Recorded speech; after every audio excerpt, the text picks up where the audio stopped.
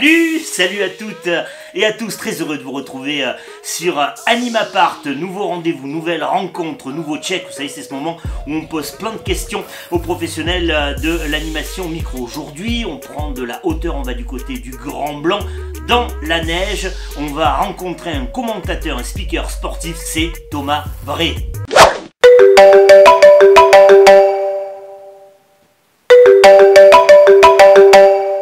Salut Thomas, comment ça va?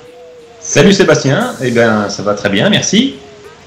Alors on passe par la technologie Skype, on a pris cette habitude pendant la difficile période du confinement, mais comme ça marche, eh bien on garde ça, d'autant que toi, c'est ça, tu es en Savoie.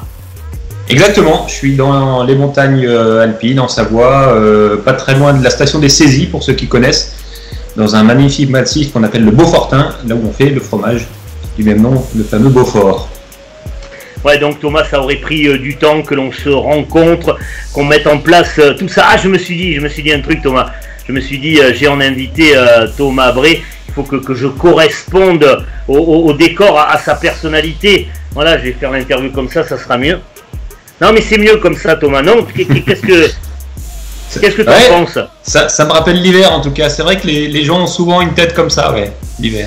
Ouais, et oui, parce qu'avec toi, on va parler de sport d'hiver, on va parler de ski de fond, on va parler de biathlon. Tu commences en 2012.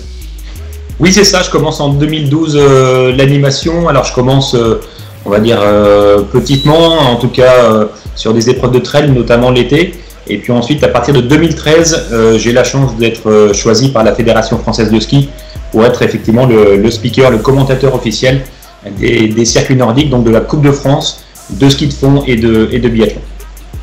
Ah, mais ça a commencé bien avant, comme pour beaucoup d'entre nous. Il y en a qui veulent devenir chanteuses ou chanteurs qui chantent sous la douche du Maria Carré.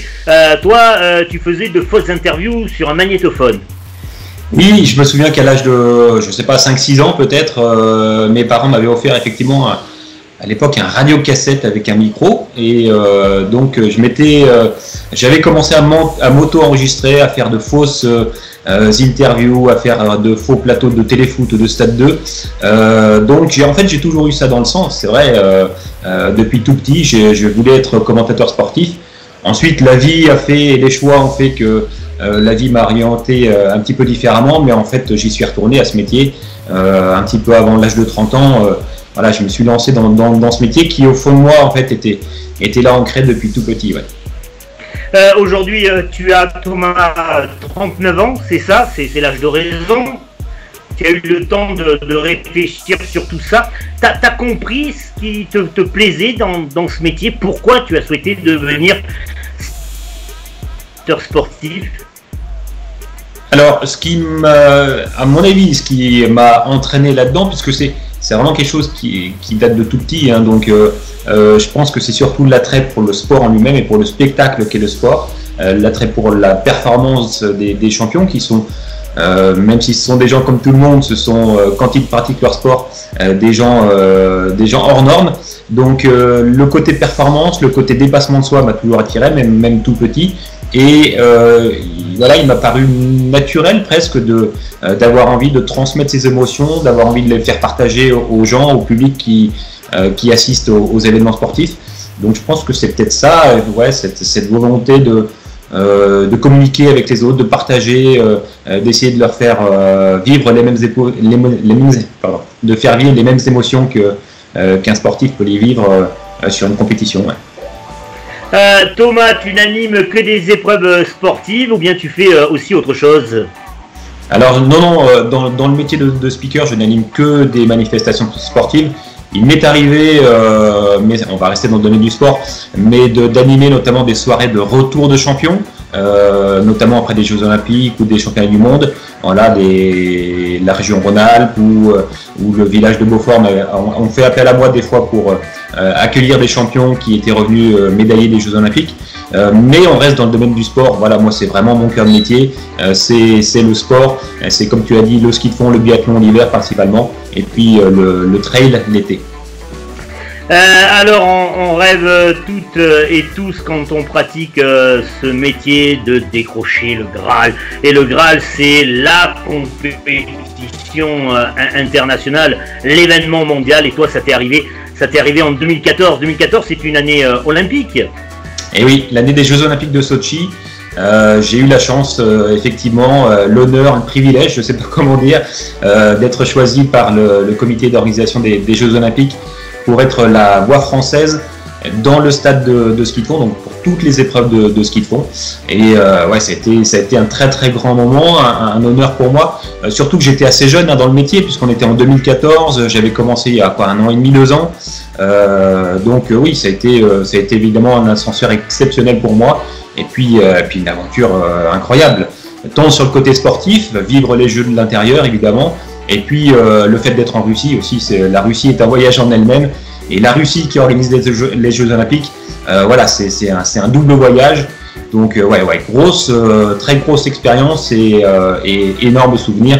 Même quand j'en parle encore aujourd'hui, voilà, j'ai encore un peu les frissons qui montent. Les Jeux Olympiques, c'est comme tu l'as dit, c'est le Graal de tout le monde, des sportifs, mais aussi des gens qui travaillent dans l'événementiel sportif. Ouais.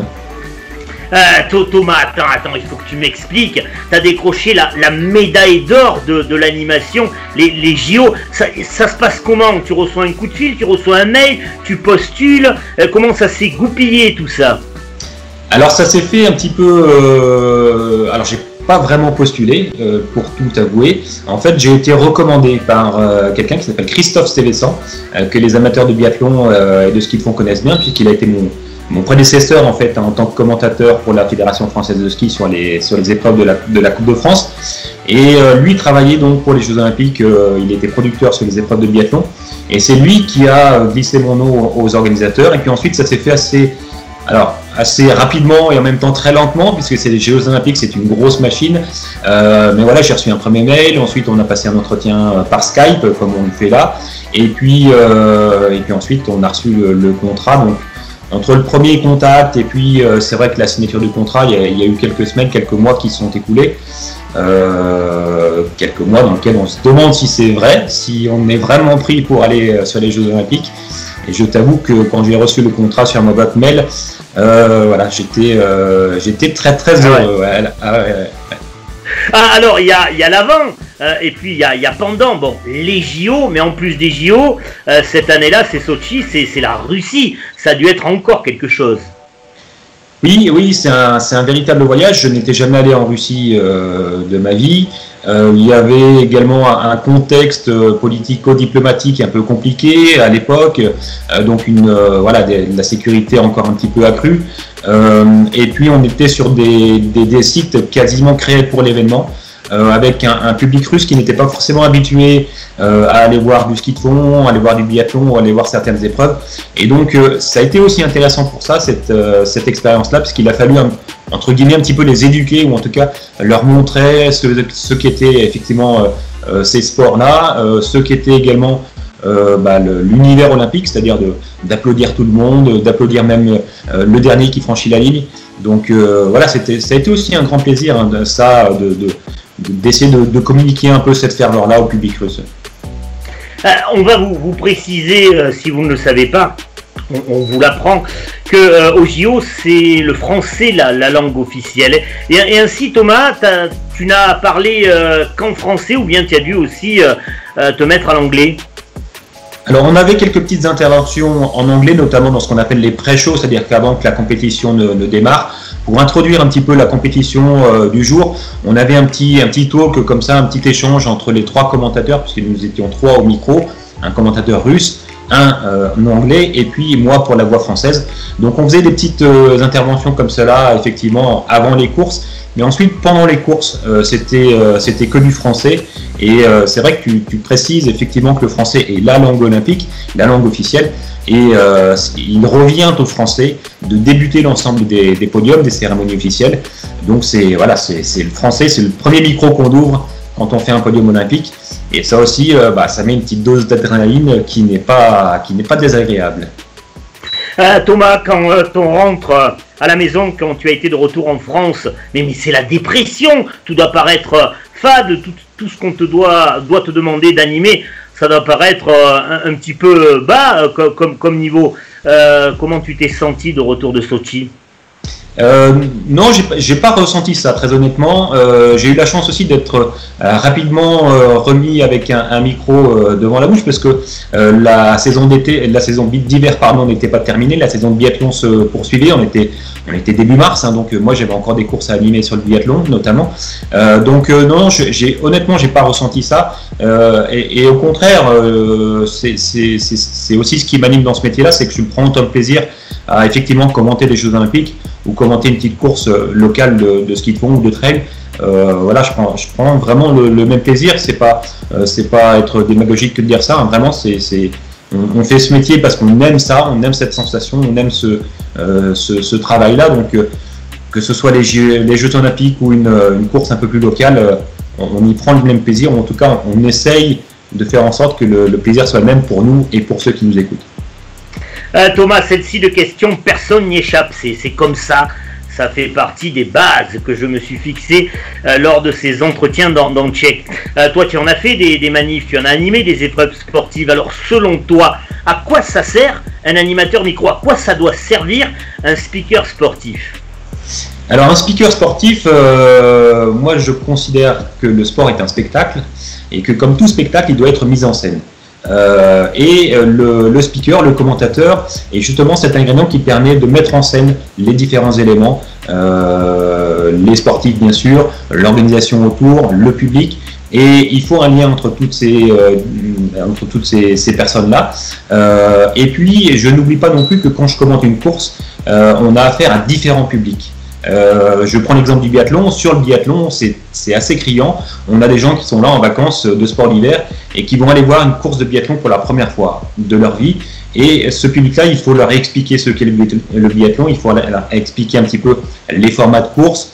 On a un deuxième public qui connaît le biathlon, qui le regarde à la télé, qui a déjà vu peut-être une ou deux compétitions en live, mais qui ne connaît pas forcément les favoris du jour, qui ne connaît pas forcément les athlètes nationaux. Et ensuite, on a un troisième public qui est un public d'experts. Parfois, ce sont les parents des athlètes qui connaissent mieux encore que moi le palmarès de leur fille ou de leur fils. Et bien ceux-là, il faut aussi leur apporter quelque chose. Il faut leur apporter bien la petite anecdote, la petite statistique qu'ils n'auraient pas. Donc, il faut avoir quelqu'un qui est capable de jongler un petit peu entre ces différents publics.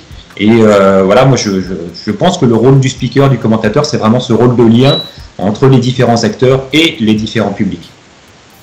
Merci. Eh bien, on a donc ta vision, Thomas, du rôle premier de l'animatrice ou de l'animateur. Maintenant, passons aux qualités, les qualités requises pour bien exercer ce job. C'est quoi, selon toi, Thomas Bré? Alors, les qualités, au-delà de la voix, de la diction, etc., je pense qu'il faut d'abord et avant tout prendre ce métier comme un vrai métier. C'est pas un hobby, c'est pas un passe-temps. Il faut bosser ses prestations en amont. Il faut arriver avec des billes. Il faut arriver avec des choses préparées. Il faut considérer ce métier comme un véritable métier qui demande des qualités, mais qui demande aussi un petit peu de travail. Et puis, il faut un peu d'humilité aussi, parce qu'il faut pas perdre de vue qu'on est là pour mettre en valeur les autres, pour mettre en valeur les organisateurs, pour mettre en valeur les athlètes, les sportifs. Et on n'est pas là pour se mettre en valeur soi-même. Même si on est parfois au cœur du stade, même si on est parfois avec face caméra, face à des milliers de personnes, on n'est pas là pour soi, on est là pour mettre en valeur les autres. Donc ça, c'est vraiment très important. Et puis le dernier conseil, c'est d'être soi-même, de ne pas essayer de jouer un rôle, parce que ça sonne très très vite faux. Moi, je sais que je suis plutôt un profil de commentateur sportif, c'est-à-dire que les sports, notamment les sports outdoor que je pratique, sont des sports dans lesquels on commente l'action. Je sais que je suis pas forcément un très très bon ambianceur, même si évidemment dans le sport on est amené à le faire. Mais voilà, il faut jouer sur ses qualités, ne pas essayer de jouer un rôle. Il y a d'autres très très bons ambianceurs qui sont bien meilleurs que moi. Donc voilà, ne pas essayer de jouer un rôle, rester soi-même, rester vrai. C'est pas ta seule activité, Thomas Bré. J'ai appris aussi que tu écrivais et que tu avais lancé des chroniques sur RTL 2 par chez toi, là-bas, sur l'histoire du sport. Oui, exactement. Alors, le speak, le commentaire représente quand même une grosse partie de mon activité, près de 80% en gros de mon temps et de mon chiffre d'affaires. Donc c'est quand même ma principale activité. Mais effectivement, je travaille pour des magazines de la presse spécialisée, notamment Nordic Magazine ou Biathlon Magazine. Et puis je travaille aussi avec une radio, plutôt une antenne locale de RTL2, donc qui s'appelle RTL2 Massif de Savoie, qui est mis ici sur le Beaufortin et les alentours d'Albertville. Et effectivement, j'ai animé pendant de nombreuses années des chroniques sur les résultats sportifs des enfants du coin. Et puis depuis, j'ai lancé ça en 2017, une série de sons effectivement sur les grandes histoires du sport, alors que ce soit les grands exploits, que ce soit les grands drames, que ce soit les grands moments de fair play. Et voilà, je prends 5-6 minutes pour expliquer un petit peu, remettre les choses un peu dans leur contexte avec des sons de l'époque. Et c'est un exercice qui m'amuse beaucoup. Ouais.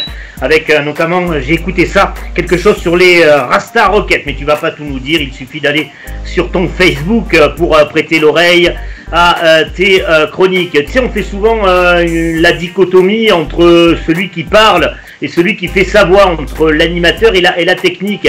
Quel est ton rapport justement avec la technique, les techniciennes, les techniciens ? Alors sur le circuit national de biathlon, je travaille souvent tout seul, c'est-à-dire qu'il n'y a pas de régie, il n'y a pas de production télé, donc j'arrive souvent avec ma sono que j'installe moi-même, avec mon micro que je branche moi-même, et ensuite je m'occupe de tout, du son, de la musique, des jingles, etc. Donc sur l'hiver, j'ai un statut assez autonome et assez libre. Ensuite, sur des plus grosses organisations, et notamment sur certains trails l'été, la collaboration avec les techniciens est indispensable. Il faut bien s'entendre avec son technicien, il faut souvent et très souvent être là un petit peu en amont des compétitions. Ça, c'est aussi un conseil que je donne évidemment. Il ne faut pas arriver à 5 minutes du départ d'une course. Et évidemment, il faut être là pour rencontrer les gens, pour connaître les gens avec qui on va travailler. Et puis, il faut leur faire confiance. Moi, je ne suis pas un professionnel de la sonorisation.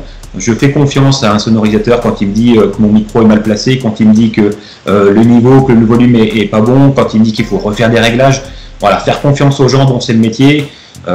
Et voilà, c'est un conseil un petit peu bateau, mais qu'il est bon de se rappeler. Thomas, je vais peut-être dire une bêtise, mais tu me diras.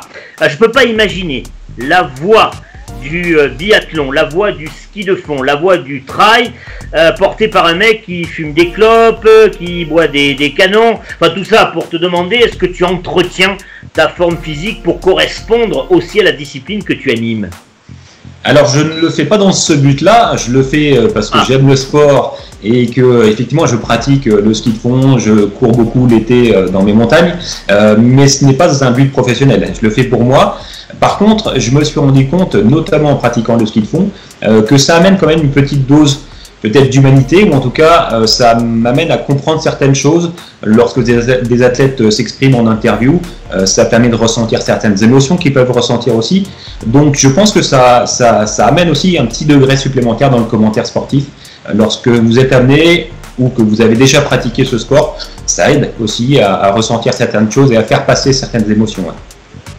Alors, un animateur, il y a son côté artiste et puis il y a son côté chef d'entreprise. C'est une petite entreprise et celle-ci a besoin, comme toutes les entreprises, de garnir son carnet de commandes. Comment tu prospectes tes clientes et tes clients ? Alors, j'ai la chance sur l'hiver d'avoir un hiver et un calendrier déjà assez rempli et établi, puisque avec la Fédération française de ski, je suis pris sur quasiment 9-10 week-ends sur l'hiver, plus encore ensuite des compétitions des catégories inférieures chez les moins de 17 ans par exemple, sur les championnats de France. Donc sur l'hiver, on va dire que je ne démarche pas, le calendrier est déjà bien rempli, et puis surtout je me garde quelques week-ends aussi pour travailler avec la presse spécialisée et la presse écrite. Ensuite sur l'été, je fais confiance au réseau, je suis pas quelqu'un de très commercial non plus, et c'est vrai que je ne démarche pas beaucoup, donc je fais confiance plutôt au bouche à oreille, au réseau. Quand un organisateur est satisfait de mes prestations, je lui dis bah tiens, tu pourras en parler à un tel ou à un tel. Voilà, j'essaye de faire en sorte qu'on vienne plutôt me chercher plutôt que d'avoir moi à démarcher quelqu'un. Voilà, j'essaie de faire en sorte que ça fonctionne comme ça. Thomas, quelques-unes et quelques-uns qui regardent Animapart en ce moment veulent peut-être devenir animatrice, animateur. Les conseils que tu leur donnes? Les conseils, on va rejoindre ce que j'ai dit tout à l'heure sur les qualités. C'est d'abord de considérer ça comme un véritable métier, de ne pas se dire qu'on va le matin de course prendre un micro et que tout va bien se passer, de travailler un peu donc ces prestations en amont, de rester soi-même, et puis aussi peut-être d'écouter, de regarder et d'être attentif à comment un commentateur décrit une action sur un sport quel qu'il soit. Alors voilà, être attentif à ce que font les autres aussi, hein, c'est important. Moi je sais que quand je me rends sur une course, j'écoute beaucoup le speaker, j'écoute beaucoup sa façon de parler, sa façon d'expliquer le sport, sa façon de commenter une action. Voilà, on a beaucoup à apprendre aussi des autres, hein, ça c'est, on revient un peu dessus sur l'humilité dont on a parlé tout à l'heure, hein, apprendre des autres, faire confiance aux autres. Voilà, ce sont des qualités importantes. Encore une fois, on n'est pas là pour mettre la lumière sur soi, mais sur les autres. Thomas, on passe maintenant au chapitre, au paragraphe plutôt, des références. Tu as des animatrices, des animateurs référents qui te servent d'exemple? Alors sur le speaker ou le commentateur sportif, moi je pense à Marc Maury notamment, parce que Marc voilà, fait partie des voix qu'on connaît, qu'on reconnaît, qu'on apprécie. Un peu multisport, à l'aise un peu dans toutes les langues, enfin en tout cas en français et en anglais. Voilà, il fait partie de ces voix que j'apprécie. Ensuite, j'ai été beaucoup bercé par les commentateurs sportifs, et notamment, on va dire, l'école Canal, des gens comme Charles Bietri, comme Thierry Gilardi aussi. Voilà, je pense qu'on se souvient tous de la fameuse phrase « Oh non, Zinedine, pas ça, pas maintenant ». Oui, pas ça, sur le coup de tête. Et oui, et voilà, et ça fait partie de ces gens qui m'ont influencé, ou en tout cas qui ont infusé un peu en moi cette passion du micro et du commentaire sportif. Ouais. Comment tu le... Alors, le confinement nous a porté, toutes et tous, celles et ceux de la profession, à réfléchir sur notre activité, et notamment on le fait là, utiliser les réseaux sociaux ou les nouvelles technologies numériques. Comment tu le vois avec tout ça dans l'avenir, notre job de speaker, commentateur, animateur?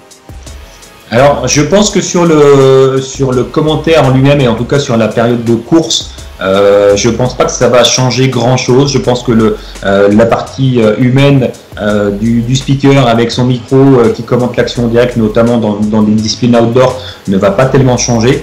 Par contre, ce qui risque d'évoluer fortement, c'est plutôt les avant-courses et les après-courses, où là, effectivement, l'outil digital va être de plus en plus présent. Il l'est déjà beaucoup, mais effectivement, être capable, comme on le fait là, de faire des interviews face caméra, de faire des interviews un petit peu en différé, de remonter ensuite tout ça sur des montages. Je pense qu'effectivement, le digital va prendre de plus en plus de place, mais plutôt sur les avant et sur les après-courses. Thomas, après, on va terminer par ça. D'abord, raconte-moi ce moment dans le Vercors. Je crois que c'est une de tes toutes premières animations. Non, mais c'est pour rassurer ceux qui novices dans ce job se planteraient alors qu'ils prennent pour la première fois le micro. Toi, ça a été ton cas, ça se passait dans les Vercors et tu étais malade. Oui, c'était. Je venais de signer le contrat avec la Fédération française de ski.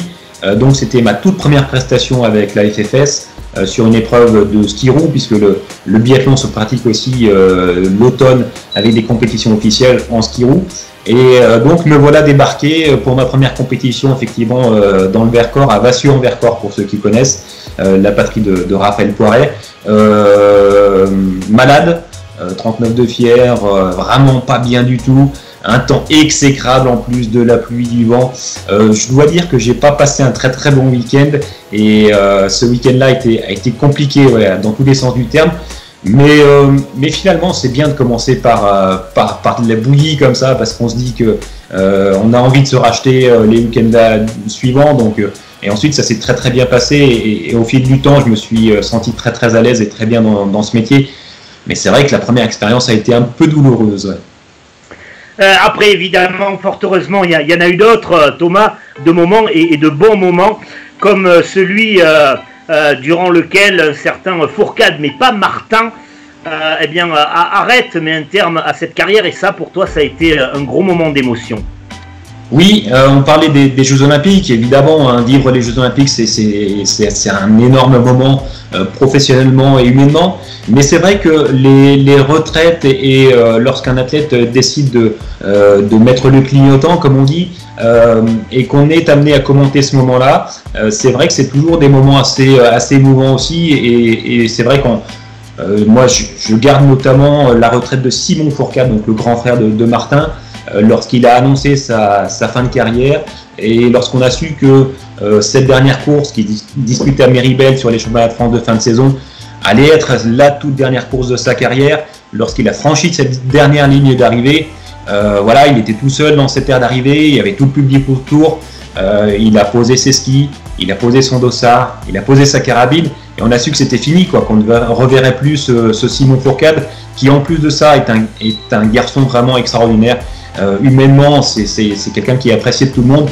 Donc voilà, ça fait partie des grands moments ouais, du sport, quand quelqu'un décide d'arrêter. Voilà, on sent qu'il y a quelque chose qui se passe, quoi. Et je peux vous dire que les larmes étaient là, hein. En tout cas pour Simon. Moi, j'ai gardé un peu le côté professionnel, donc j'ai pas pleuré. Mais Simon, ouais, il a lâché, évidemment, hein, c'est normal. Et c'est souvent le cas. D'ailleurs, c'est un des regrets, hein, de cette fin d'hiver tronquée, puisque de nombreux athlètes, notamment sur les circuits nationaux de biathlon ou de ski de fond, ont décidé d'arrêter leur carrière et n'ont pas pu avoir ce dernier éclat de fin. Et c'est des carrières qui finissent un petit peu comme ça rapidement, et c'est dommage. Mais bon, voilà, la situation sanitaire a fait que cette année c'était comme ça. Ça tombe sur toi, Thomas. Ça tombe sur toi. Non, mais il se dit, qu'est-ce qu'il est en vrai, ça tombe sur lui. C'est une nouveauté dans le Tchèque. Désormais, tout le monde va y passer. Ça tombe sur toi, tu seras le premier, mais c'est comme ça. Voilà, on va terminer là-dessus par le petit défi. On est quoi, au mois de février? On est dans une épreuve de biathlon. Je sais pas, tu choisis championnat de France, championnat du monde, tu choisis et tu nous fais juste ton début d'épreuve, comme si tu avais le micro. Tu nous fais juste ça, tu salues le public et on va terminer là-dessus. En tout cas, je te remercie, Thomas, de t'être prêté au jeu de l'interview. On rappelle, on précise que tu es aussi membre de l'association des speakers et maîtres de cérémonie Europe. C'est pour ça qu'il y a le petit logo à côté de ton nom. Ben vas-y, je te laisse faire. On termine là-dessus. Le petit défi pour conclure, celui de Thomas Bré. C'est parti. Mesdames et messieurs, bonjour et bienvenue à tous. Nous sommes ici à Villars-sur-Doron, en plein cœur de la Savoie, pour cette toute dernière étape du circuit de la Coupe de France de biathlon. Ils sont tous là. Tous les membres des équipes de France de biathlon sont là pour vous faire vivre une belle journée de biathlon avec un gros programme. On va être sur des mass start, des courses en confrontation directe aujourd'hui. Il va y avoir du spectacle partout. Ils seront là également avec le championnat de France des moins de 17 ans tout à l'heure. Donc ne perdez pas une miette de ce spectacle.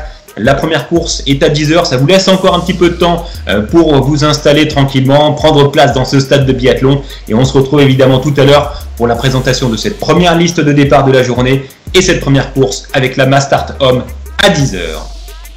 Bravo Thomas. Non mais j'ai regardé à un moment donné parce que j'ai la télé devant, si Eurosport n'était pas branché. Merci d'avoir fait ça en improvisation. Merci à toi et j'espère te retrouver évidemment sur Anima Park. Merci Thomas. Merci aussi à vous de nous avoir suivis. Et puis n'oubliez pas, je termine tout le temps comme ça, mais j'insiste, n'oubliez pas de vous abonner et à la prochaine fois.